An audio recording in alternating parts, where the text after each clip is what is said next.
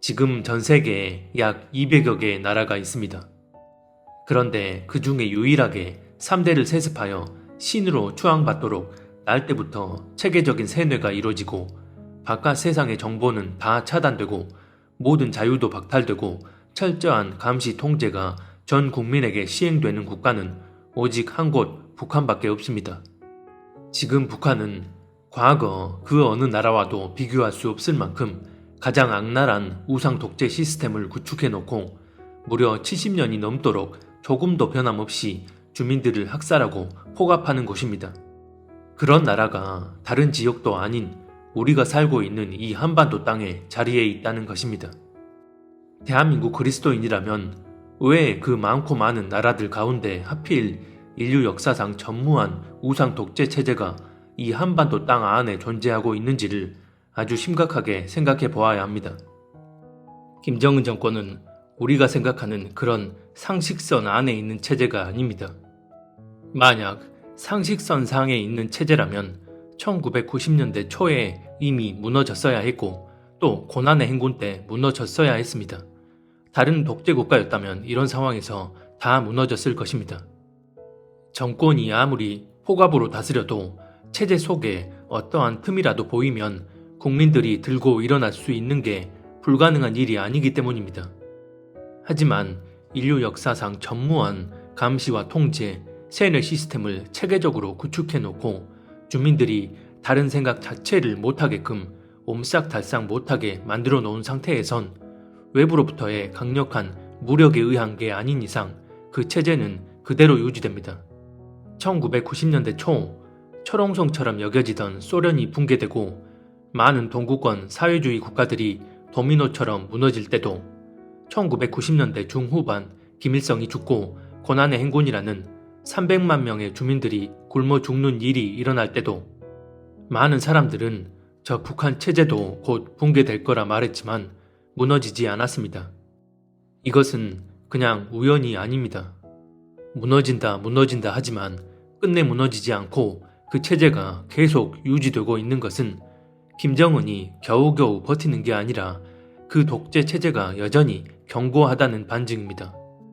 다시 말해 지금 북한 정권은 철저한 영적 원리에 기반해서 사탄의 강력한 비호 아래 탄생했고 또 유지되어 가고 있는 체제라는 것입니다. 한번 생각해 보시기 바랍니다. 우리가 하나님의 은혜를 받고 그분의 능력을 힘입었을 때도 도저히 불가능할 것 같고 이미 끝났다 싶은 상황인데 기적이 일어나 더 놀랍게 회복되는 일이 일어나는 것처럼 사탄의 비호 아래 사탄의 권능을 힘입었을 때도 동일하게 이제 끝났다 싶었는데 기적적으로 회생하여 무슨 일이 있었나 싶을 정도의 더 강력한 권세를 발할 수 있는 것입니다. 계시록 13장에 보면 짐승 즉 적그리스도가 치명적인 상처를 입었지만 그 상처가 기적적으로 회복하자 온 땅 사람들이 놀랍게 여겨 그 짐승을 따른다고 말씀합니다. 그의 머리 하나가 상하여 죽게 된 것 같더니 그 죽게 되었던 상처가 나음에 온 땅이 놀랍게 여겨 짐승을 따르고 요한계시록 13장 3절. 계시록에 등장하는 짐승은 사탄과 혼연일체된 인물입니다. 즉 사탄의 강력한 비호 아래 사탄의 대리인이 되어 전 세계를 통치하는 인물이라는 것입니다. 그래서 죽을 위기에서 기적적으로 살아나는 것은 전 세계를 휘어잡기 위한 드라마틱한 장치로서 이건 이 짐승이 사탄의 강력한 비호 아래 있다는 것을 그대로 보여주는 것입니다. 지금 북한의 우상 독재 체제는 인류 역사상 전무했던 통제와 감시, 세뇌 시스템에 의해 다스려지는 전체주의 사회입니다. 다시 말해 지금 북한의 우상 독재 체제는 계시록에 등장하는 적그리스도 체제의 축소판이자 예표라는 것입니다. 그래서 계시록에 보면 전 세계 모든 사람들이 완전히 세뇌되어 짐승을 경배하며 따른다고 말씀하는데 지금 북한의 2300만 주민들이 김씨 일가를 신으로 추앙하도록 세뇌시키는 것과 영적인 맥락이 같습니다. 이렇게 되면 북한의 우상 독재 체제는 무너질 듯 하지만 무너지지 않고 본연의 임무를 다 수행하기 전까진 끝까지 사탄의 비호 아래 유지됩니다. 실제로 1990년대 초 사회주의 국가들이 무너지고 북한도 곧 무너질 거라 봤지만 무너지지 않았고, 수백만 북한 주민들이 굶어 죽던 고난의 행군 시기 때도 이제 곧 북한 체제가 무너진다 했지만, 김정일은 되려 성군 정치를 표방하며 군사력을 더욱 증대시키는 등 북한의 독재 체제는 더욱 견고해집니다. 이것은 저 북한 체제가 보이지 않는 영적인 차원에서 어떤 어둠의 세력의 뒷배 아래 견고히 유지되어 가고 있는지를 그대로 보여주는 것입니다. 최근 유튜브 상에서 많은 전문가들이 북한이 러시아에 군대를 파병한 것과 고위급 인사들이 탈북하는 것을 두고 김정은이 자충수를 뒀다, 김정은이 자멸하고 있다, 북한이 곧 붕괴된다는 식의 말들을 많이 합니다. 만약 북한의 우상 독재 체제가 무너질 수 있다면 그 방법은 크게 두 가지입니다. 이 두 가지 방식이 아니면 북한의 우상 독재 체제는 절대 스스로 자멸하지 않습니다. 첫 번째는 북한 주민들에 의해 민중 봉기가 일어나는 것이고, 두 번째는 소위 엘리트 계층에서 김정은과 그 핵심 측근들을 몰아내는 것입니다. 첫 번째의 경우는 과거부터 북한 주민들에게 외부 정보가 유입되면 자신들이 김씨 일가에 속았다는 사실을 알고 대대적으로 들고 일어날 수 있다 여기며 기대를 가졌던 부분입니다. 즉, 북한 체제가 무너지지 않는 이유를 북한 주민들이 외부 정보를 알지 못해 깨어나지 못해서 라는 결론을 내고 북한 주민들을 계몽시키기 위해 노력해야 한다는 주의였습니다. 그런데 2000년대 후반부터 지금까지의 북한을 보면 남한 드라마나 영화, TV 프로, 삐라 등 많은 외부 정보들이 대거 유입되어 북한 주민들 스스로 그동안 자신들이 받았던 교육과 달리 남한이 잘 산다는 것도 알게 됐고, 자신들이 얼마나 폐쇄된 상태로 통제받는 삶을 살고 있는지도 충분히 알고 있습니다. 하지만 이런 외부 정보 유입에 따른 의식 고치는 애초에 각 사람마다 주어져 있는 사고력의 차이에 따라 우리가 기대하는 그런 동일한 의식 고치로 이어지지 못했고, 그것이 단합된 행동의 단계로 이어지지 못하고 있습니다.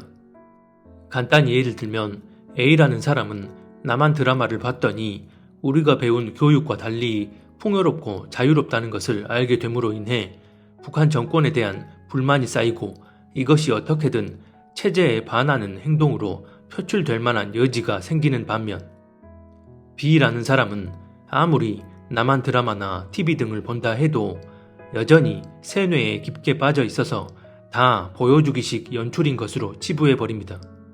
아니면 진실을 알게 된다 하더라도 그냥 부럽다는 식으로 끝내버리고 다시 현실에선 그 전과 조금도 다를 바 없이 체제에 순응하는 삶을 살아갑니다. 다시 말해 외부 정보 유입에 따른 북한 주민들의 의식을 계몽시키는 일이 사실상 대대적인 민중 봉기로 이어지는 지렛대가 되지 못한다는 것입니다. 이것은 북한 주민들이 진실을 안다 해도 김씨 정권의 반기를 들고 일어날 만큼 그 체제 하에서 어떠한 틈도 허용되지 않기 때문입니다. 이렇게 되면 주민들이 개별적으로 세뇌에서 깨어났다 해도 정권에 대한 불만은 그냥 마음속 불만으로 끝나게 됩니다. 그럼에도 김정은 정권은 북한 주민들이 남한 드라마 등을 보는 것에 대해 사상의 변질을 막겠다는 이유로 악법을 만들어 무자비한 공포 정치를 자행하고 있습니다. 이것은 혹여나 단 0.1%의 가능성만 있더라도 자신들의 독재 체제가 위협받을 수 있기에 그것마저 다 차단해 버리겠다는 것입니다. 이렇게 체제 자체가 주민들의 사상적 일탈을 용납치 않고 빈틈을 전혀 내주지 않는 상황에서 단순한 정보 유입으로 민중 봉기가 일어난다는 것은 쉽지 않은 차원이 아니라 그냥 불가능한 일입니다. 이렇게 현실적으로 불가능한 상황이 돼버렸다는 것은 보이지 않는 영적인 원리에 따라 보이는 현실에서 그런 열매로 드러나게 되는 것입니다. 이 부분은 뒤에서 좀 더 말씀드리기로 하고, 두 번째는 소위 엘리트 계층의 반기인데, 2011년 말 김정일이 죽고 김정은이 최고 통치자의 자리에 올랐을 때 사실 김정은의 권력은 완전히 자리 잡지 못한 상태였습니다. 장성택이라는 거물이 존재하고 있었기 때문입니다. 장성택은 김정일 시대부터 무려 수십 년간 북한 정권의 핵심 계층이자 막강한 실세로 군림했었고 개혁파로 알려져 있던 사람이었습니다. 그리고 그 라인에 속한 이들만 수천 명에 달했습니다. 즉 김정은이 지도자의 자리에 올랐을 당시 유일무이한 견제 세력이 바로 장성택이었던 것입니다. 하지만 그런 장성택이 끝내 2013년 12월 김정은에 의해 처형을 당하게 됩니다. 그리고 이 장성택 라인에 속했던 이들 수천 명이 정치범 수용소로 끌려갔거나 처형을 당합니다. 이 일로 인해 김정은을 위협할 만한 건덕지가 있는 그 어떤 세력도 남지 않게 됐고 주변 모두가 그저 김정은에게 충성을 다해야만 살아남을 수 있다는 생각을 하는 인물들로 채워져 말 그대로 무소불위의 권력을 휘두르며 폭주하기 시작한 기점이 바로 장성택 처형일입니다. 이건 다시 말해 김정은 정권을 무너뜨릴 수 있는 엘리트 계층에서의 반기의 가능성이 완전히 사라지는 계기가 되는 시점임을 의미합니다. 장성택과 그 라인들이 2013년 12월에 대거 숙청되고 나서 김정은 체제는 내부로부터의 봉기나 반기로 인해 스스로 자멸할 가능성은 제로가 됐습니다. 즉, 김정은의 폭주가 2013년 12월부터 본격적으로 시작되었다는 의미이고 사탄이 더욱 강력한 권세를 발해 김정은의 배후에서 김정은의 우상 체제를 비호하게 되었다는 의미입니다. 왜 이렇게 된 걸까요? 그런데 2013년 10월 30일부터 11월 8일까지 대한민국에선 무슨 일이 일어났나요? 이 기간은 부산에서 WCC가 역대 최대 규모로 개최된 기간이었습니다.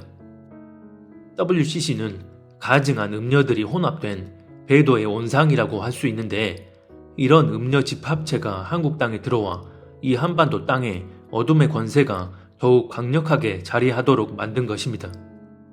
그리고 그로부터 한 달 후 북한은 장성택 라인을 모조리 제거하고 이제 명실상부한 김씨 독재 체제의 폭주가 아무런 걸림돌 없이 발동이 됩니다.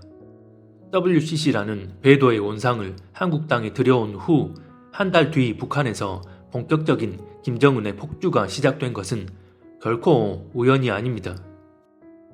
우리가 북한의 우상 체제를 바라볼 땐 겉으로 드러나 있는 현실적 관점으로만 바라봐선 안 됩니다.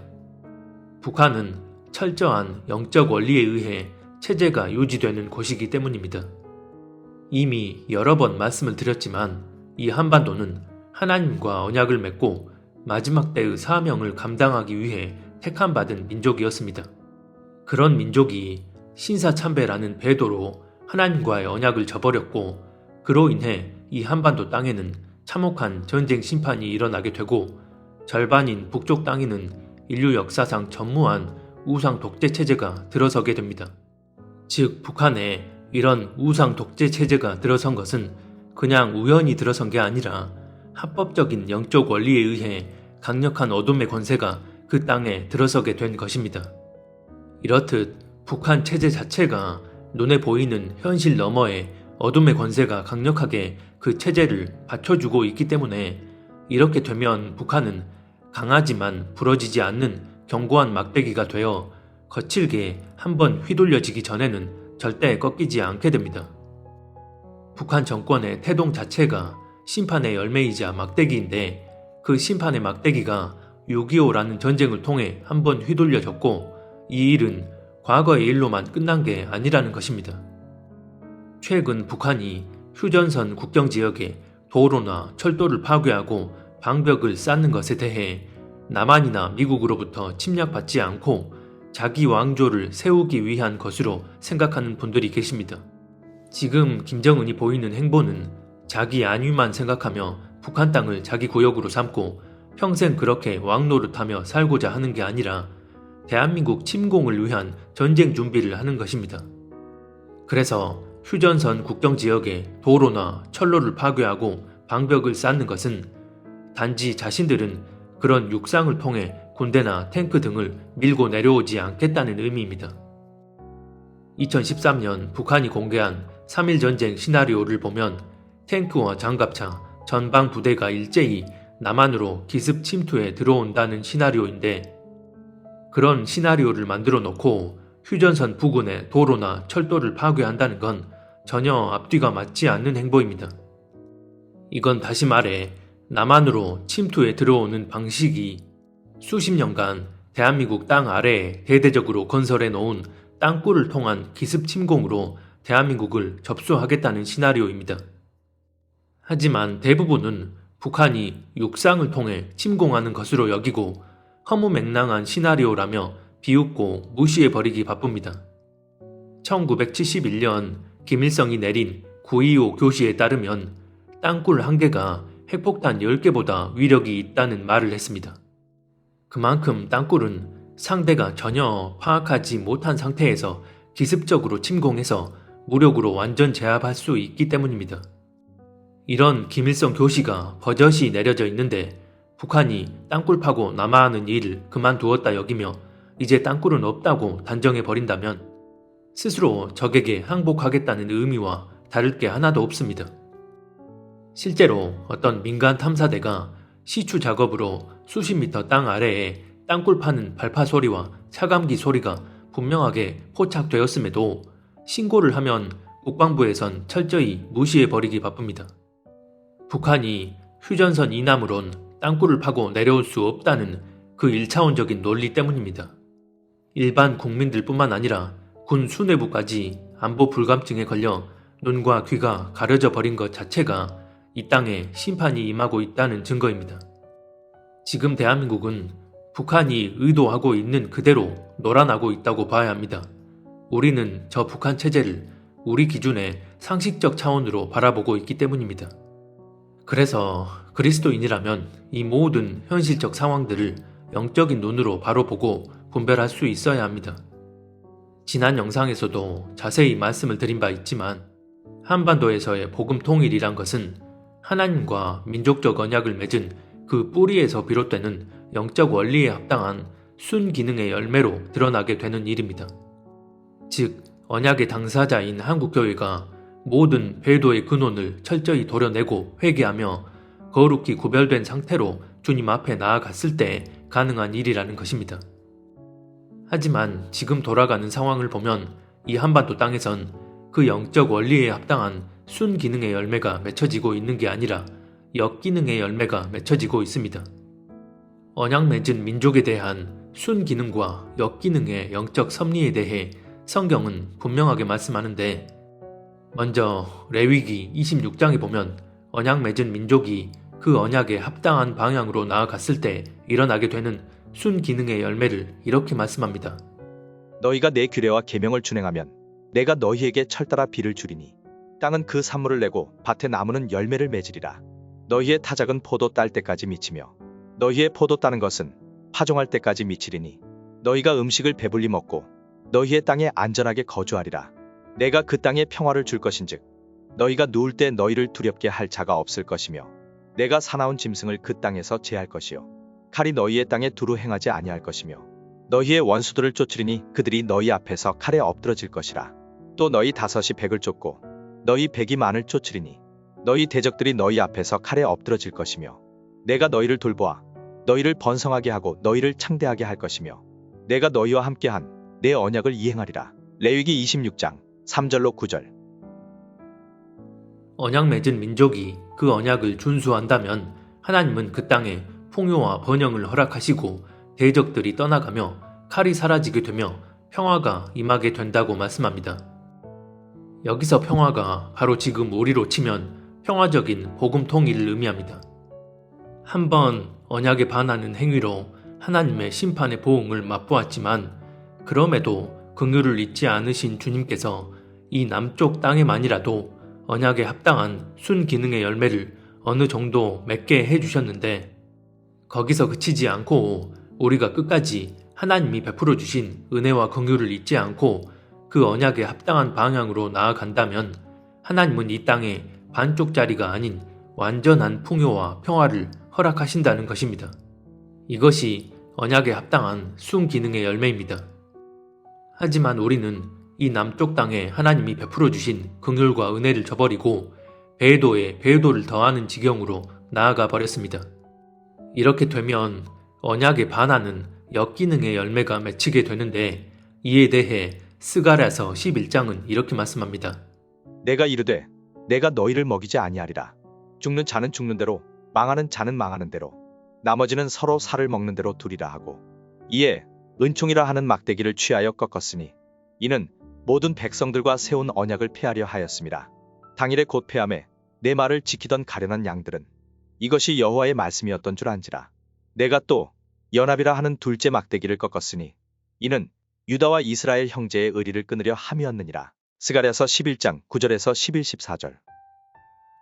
하나님과 맺은 언약을 저버리게 되면 심판의 보응이 임하여 그 땅에 평화가 제하여지며 아비규환의 상황이 펼쳐지고 남북으로 나뉜 민족 간의 의리가 사라지고 연합이 이루어지지 않는다고 말씀합니다. 이것은 지금 한반도 땅에서 맺혀지고 있는 열매들과 그대로 일치되는 말씀입니다.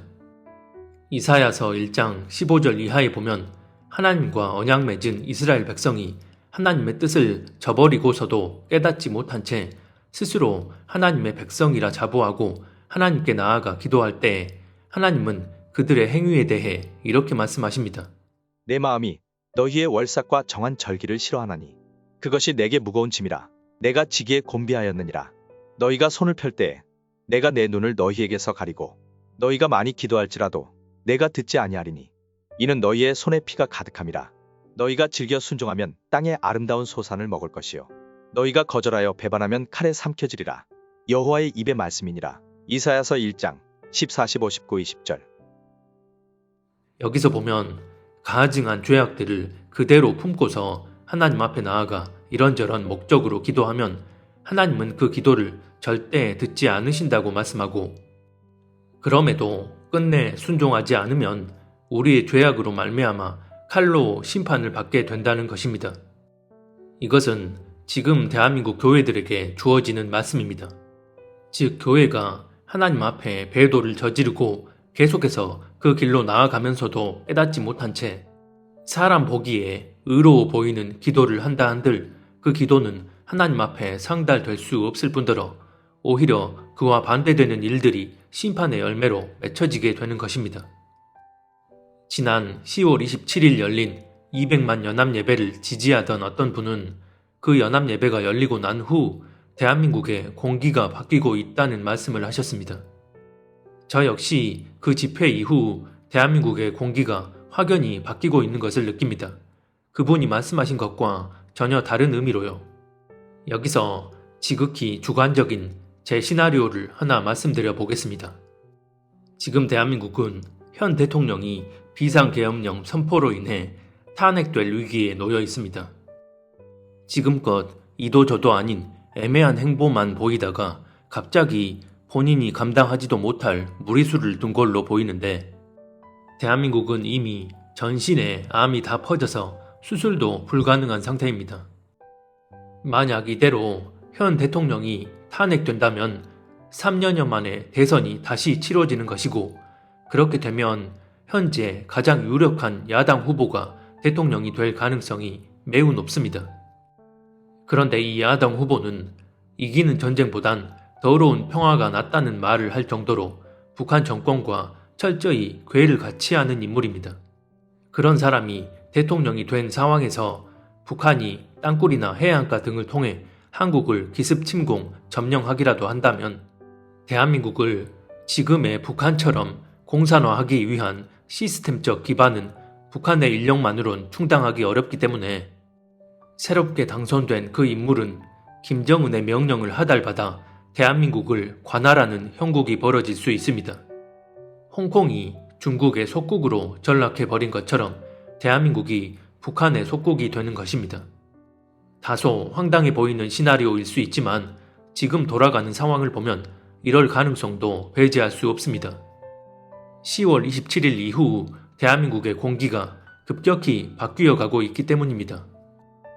지금 대한민국 상황을 보면 2016년 때와 거의 흡사해 보입니다. 그때도 트럼프가 당선된 후 탄핵 사태가 터졌었고 지금도 같습니다. 하지만 시대적 상황은 그때와 많이 다릅니다. 그때는 지금과 달리 성경이 타임라인에 들어와 있지 않던 시기였고 트럼프가 북한을 대하는 태도 역시 지금과는 180도 다른 상황이었습니다. 다시 말해 지금 대한민국의 격변 상황은 2016-17년과 달리 한반도 전쟁으로 이어질 가능성이 매우 높은 상황인 것입니다. 하지만 이런 상황이 교계 지도자들에겐 보이지 않는다는 게 안타까울 뿐입니다.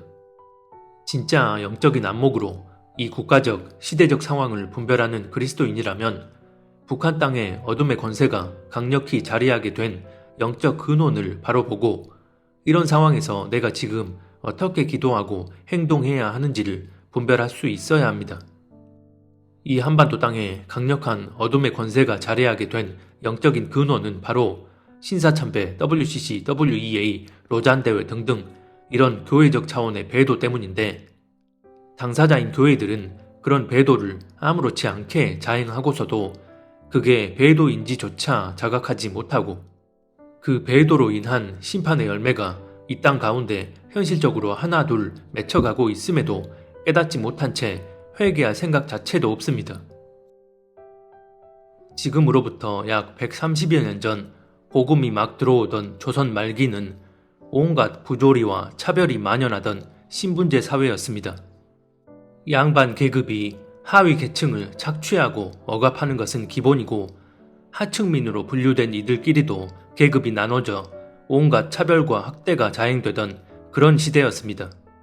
그런 신분제 사회에다 온갖 부정부패와 부조리, 제대로 된 국가 시스템마저 부재했고 그러다 보니 시민의식에 기반한 사회 질서가 형성될 수가 없었던 시대였습니다. 그래서 화장실이나 하수도 개념도 없었고 길거리엔 사람의 똥 오줌이 널려 있었습니다. 어떤 분들은 이 얘기가 거짓이라고 주장하는데 역사적 기록들이 이게 팩트임을 그대로 증거합니다. 또 매독 같은 병이 수시로 창궐하며 치료약도 없어서 사람들이 죽어나갔고 자국민을 노예로 삼는 것도 모자라 세습까지 시켰던 세계 유일의 지역이 바로 이 조선 땅이었습니다. 그리고 그런 조선의 모습을 지금의 북한이 그대로 이어받았습니다. 이씨 조선이 김씨 조선으로 대물림된 것입니다. 이게 무엇을 의미하는 걸까요?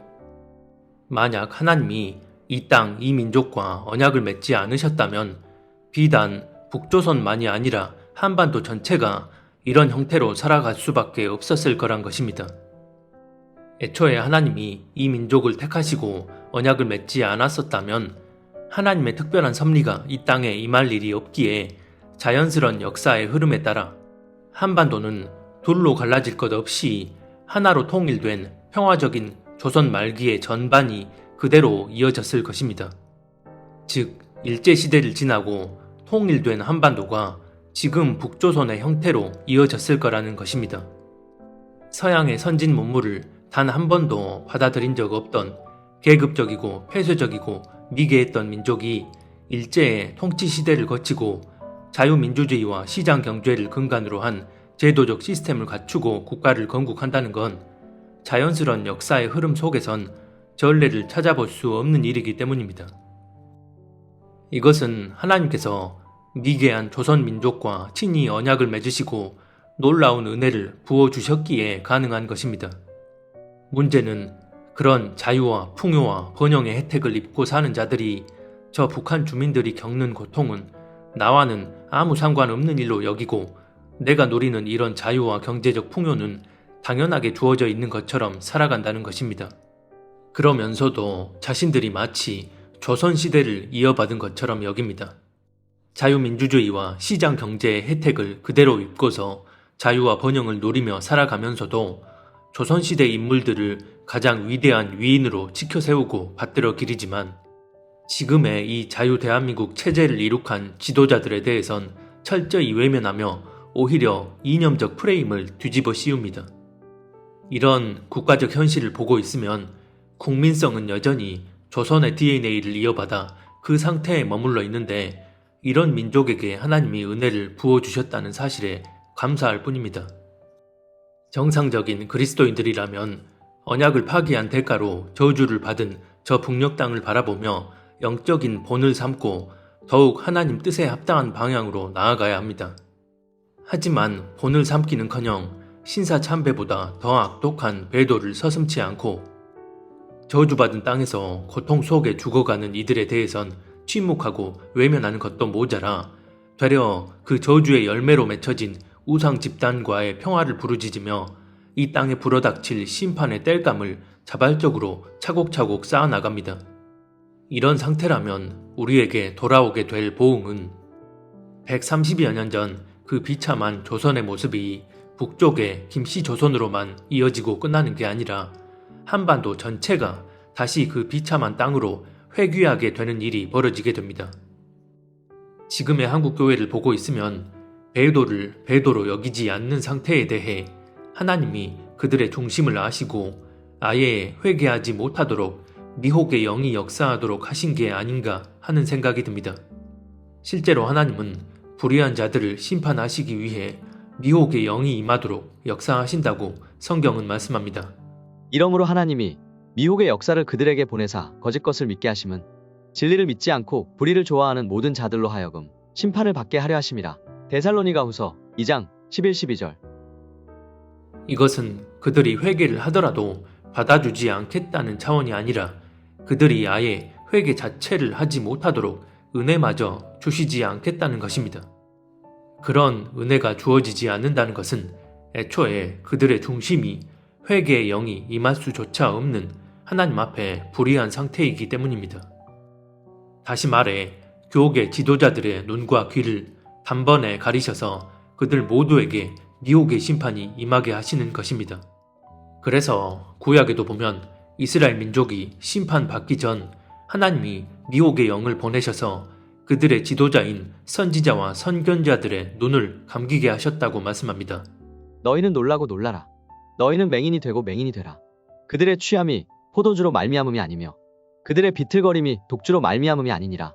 대저 여호와께서 깊이 잠들게 하는 영을 너희에게 부어주사 너희의 눈을 감기셨음이니 그가 선지자들과 너희의 지도자인 선견자들을 덮으셨음이라. 이사야서 29장 9절 10절. 데살로니가 후서 2장 말씀과 그대로 일치되는 말씀입니다. 교계 지도자들의 영적 상태가 이러한데 우리가 국가적 차원의 회복을 기대하며 기도한다면 하나님 앞에 상달될 수가 없는 것입니다. 그래서 지금은 우리가 하나의 거대한 종교적 비전이나 사명에 기대어 뜻을 품고 하나님 앞에 나아가야 할 때가 아니라 지금 시대가 성경적으로 어떤 시대인지를 분명하게 인식함으로 우리 한 사람 한 사람이 교회가 되어 모든 배도의 흐름에서 철저히 구별되고 개인 삶의 영역에서도 끝까지 믿음으로 인내하며 주님과 온전히 동행하는 삶을 살아야 하는 그런 때입니다. 이것만이 우리에게 유일한 본질입니다. 이번에 미국의 새로운 대통령으로 트럼프가 재당선이 됐는데 트럼프는 현재 가장 유력한 적그리스도 후보입니다. 지금까지는 성경이 말씀하는 적그리스도의 특징에 가장 부합되는 인물이 바로 트럼프라는 것입니다. 이런 적그리스도의 특징에 대해선 몇 달 전에 이미 자세한 내용을 다룬 바 있습니다. 만약 트럼프가 진짜 적그리스도라면 지금은 성경이 예언하는 본격적인 진노의 심판이 일어나기 직전의 상황이라고 볼 수 있습니다. 이 성경의 타임라인에 대해선 위의 도표를 참고해 주시기 바랍니다. 그래서 전 세계적으로 본격적인 진노의 심판이 쏟아지게 된다면 이것은 전쟁과 경제붕괴, 전염병, 자연재해 등이 거의 동시다발적으로 펼쳐지게 되는 것을 의미하고 그 중에 특별히 전쟁은 지금 중동이나 우크라이나에서 벌어지는 그런 제한적 수준이 아니라 세계대전급 전쟁이 벌어지게 되는 것이고 이런 본격적인 전쟁의 서막이 바로 이 한반도에서 일어날 가능성이 매우 높은 것입니다. 그래서 교회의 배도로 인해 한반도 땅에 일어날 심판은 성경에 예언된 그 본격적인 진노의 심판의 첫 시작이 되는 것입니다. 그리고 이 본격적인 진노의 심판이 일어난 기점은 첫 추수 휴거가 일어나고 난 직후입니다. 왜 첫 추수 휴거가 이 본격적인 심판의 기점인지에 대해서도 다른 영상을 통해 자세히 말씀드린 바 있습니다. 2018년 10월 초 하나님께서 두 번의 휴거에 대해 자세히 말씀해 주시고선 그 이후 이 한반도에서 벌어질 심판이 어떻게 일어나게 될지에 대해서도 조명해 주셔서 그대로 전했었는데 2018년 당시 블로그에 올렸던 글을 어느 분이 영상으로 만들어서 유튜브에 아직도 공개되어 있습니다. 사실 2018년 당시 이 메시지를 전할 땐 코로나 전이었고 성경이 예언된 타임라인이 가동되기 전이라서 예언된 마지막 타임라인 안에서 일어날 한국의 심판에 관해 피부로 크게 와닿진 않았었습니다. 그러다 2020년 코로나가 터지고 본격적인 진노의 심판이 임박해 가고 있는 지금 와서 생각해보면 하나님이 왜 그때 두 번의 휴거에 대해 말씀해 주시고 한국에 일어날 심판에 관해서도 조명해 주셨는지를 알게 됐습니다. 특히 트럼프가 대통령으로 당선된 시점과 대한민국이 경랑 속으로 들어가고 있는 시점이 맞아떨어지는 것을 보면 더더욱 그렇습니다. 2025년은 주님이 공중에 다시 오셔서 거룩히 구별된 신부들을 데려가실 날이 언제라도 될 수 있기 때문에 하루하루를 주시하며 살아야 합니다. 더욱이 1월 20일 이후엔 트럼프가 백악관으로 재입성하게 되고 한반도 역시 경랑 속으로 빠져들어갈 것이기에 더더욱 하루하루를 주시하며 눈에 보이는 현실에 민감해지는 게 아닌 보이지 않는 영적인 감각을 더 끌어올려야 합니다. 지금 보면 대한민국의 현실적 상황 앞에 마음의 시선을 완전히 빼앗긴 채 불안해하고 두려워하며 주님 안에 온전히 믿음으로 나아가지 못하는 이들이 많은 것을 봅니다.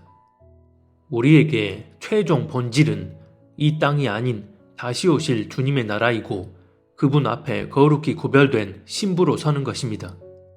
그래서 이 모든 시대적 상황을 영적인 감각으로 분별하는 그리스도인이라면 무엇이 본질인지를 이해하고 그에 맞게 나아갈 수 있어야 합니다. 왜냐하면 하나님은 주님 다시 오시는 그 시즌에 우리가 행한 대로 보응하겠다고 말씀하셨기 때문입니다. 여기서 행한 대로라는 것은 우리의 외적인 행위 자체를 말하는 게 아니라 중심의 온전함에 기반한 행위를 의미합니다. 때에 맞게 역사하시는 하나님의 뜻을 분별하고 우리의 정체성인 거룩함을 온전히 주님 뜻대로 지켜내며 믿음으로 그분과 동행하며 살았느냐를 말씀하는 것입니다. 그런 사람들이 다시 오실 주님 앞에 서게 되는 첫 추수 열매가 되는 것입니다.